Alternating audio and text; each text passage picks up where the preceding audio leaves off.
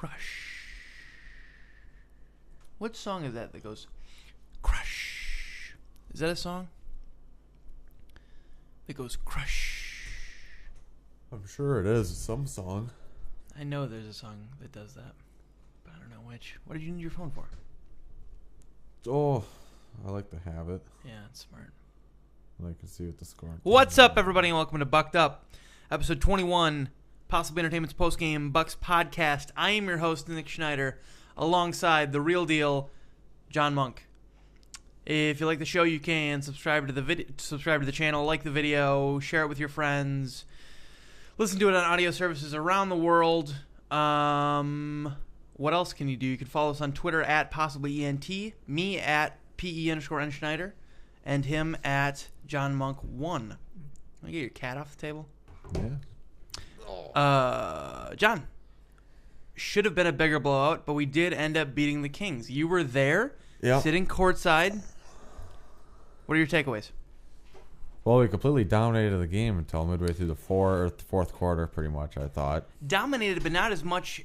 If you were just watching the game and you didn't have a scoreboard, you would have thought we were up 25-30. But they were always within striking distance at every point in the game. Well, not really until later in the third. They were in striking distance because they struck back.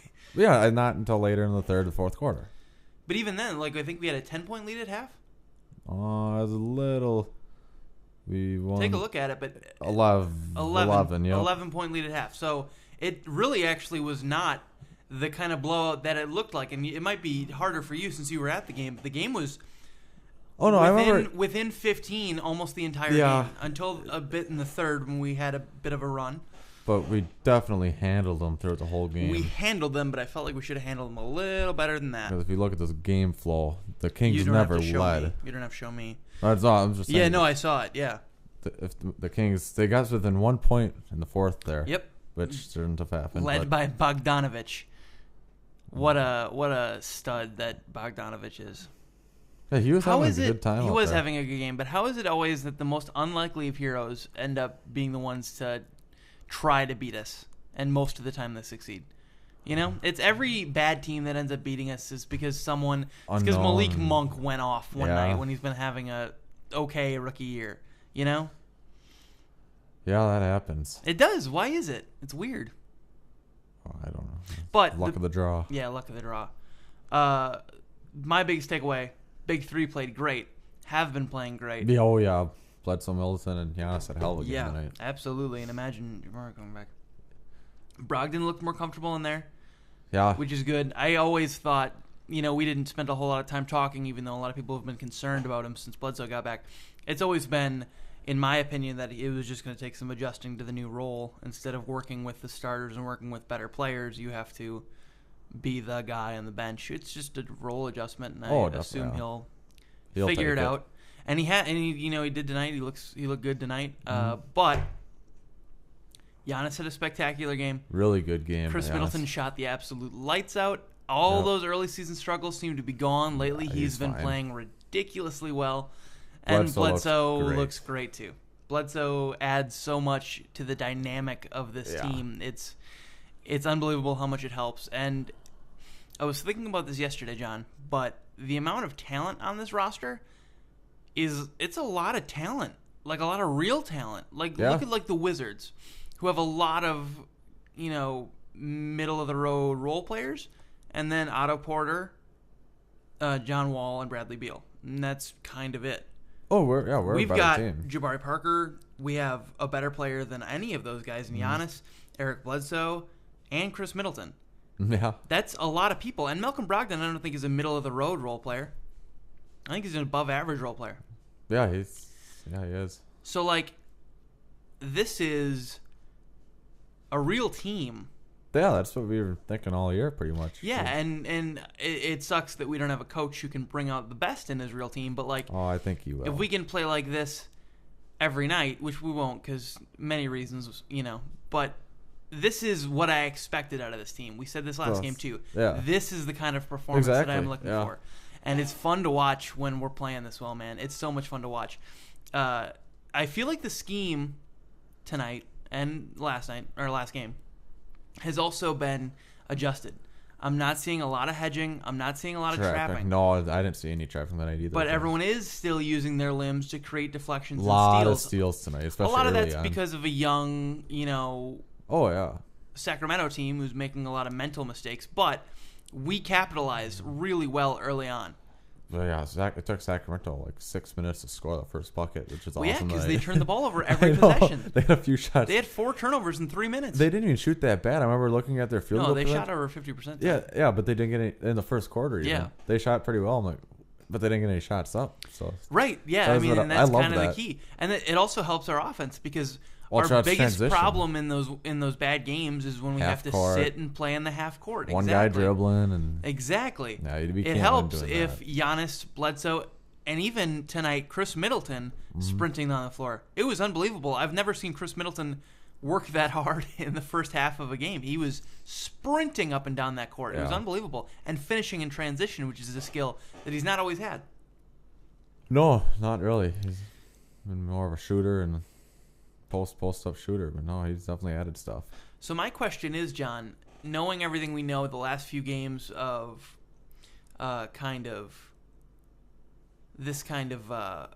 few games of what's the word I'm looking for? Greatness.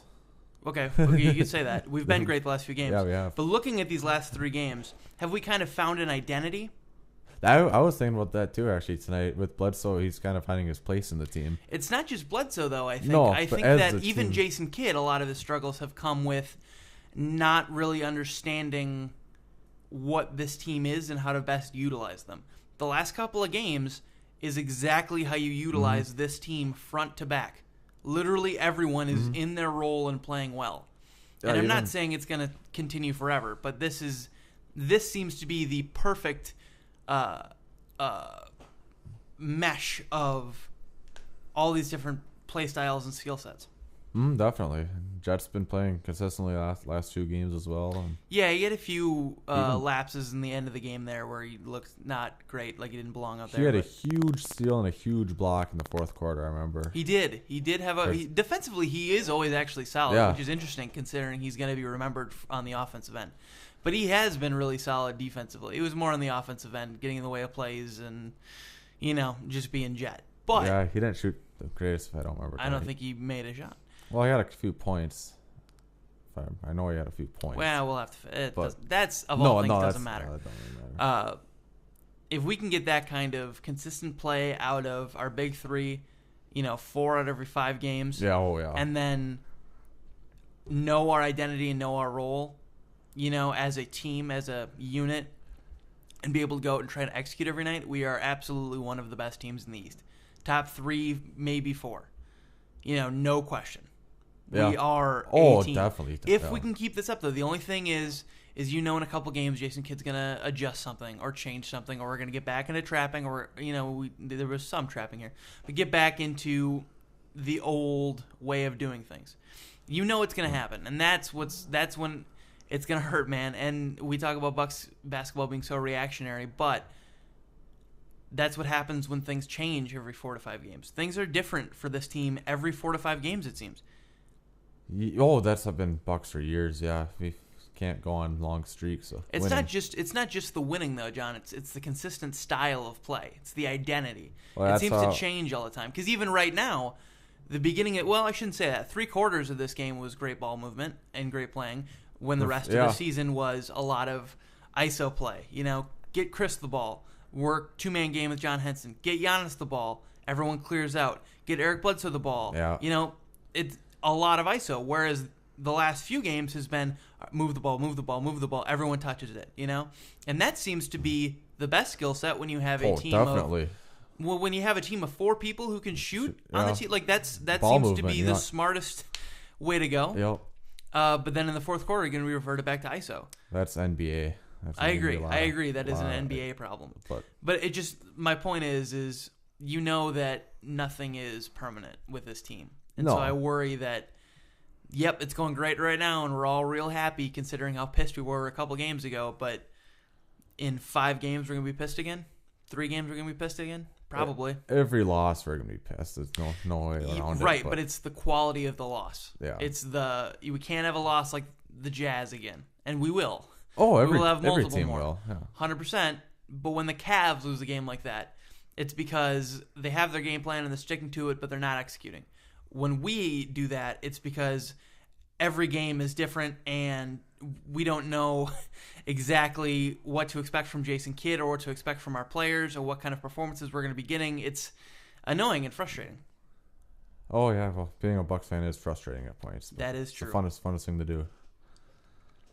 John Henson tonight. Another solid game. I don't have a stat lineup. Doesn't matter. We talked about this last few nights. John Henson is turning into a real role-playing center. I'm not going to say worthy of his contract yet, but if somebody came along and they were asking the deal for John Henson just to dump salary, would you do it at this point? I don't know. I heard a lot of talks at the arena, though, about trading Henson. Really? Oh, yeah. About trading Henson. Yeah, which lately I don't really want to the way he's been playing. But yeah. His salary is a little ridiculous for the player he is, and I'm not 100% certain that the changes are permanent either. Yeah, nobody wants Jordan because we'd have to give up everything for Jordan. Right. So no one wants him. But the talk in the beginning of the season was we need to dump John Henson just to dump salary somewhere. Send a pick to a bad team with John Henson just to free up some cap space. Is that something you would still want to do? Well, no. Just forgetting the center issue. Forget the issue that we only have one center, because obviously we can't right now.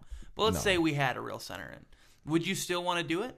If we had a real center? Like a Tyson. Let's say we had Tyson Chandler in as our starting center. Would you still want to trade Henson to dump salary? Well, if we had a center. Okay. Probably. So you would. Okay. But because that was the question I was going through my head is he's almost, if Tony Snell is worth what he's worth, John Henson cut a couple million off that is almost worth that as a center. The way he's been playing. He's been playing extremely well, gelling extremely well. I don't really have a whole lot of a problem at all with John Henson anymore. When at the beginning of the year, I was one of the people saying, trade him. Well, I said that up until Moose left. Ever since Moose left, Henson turned into...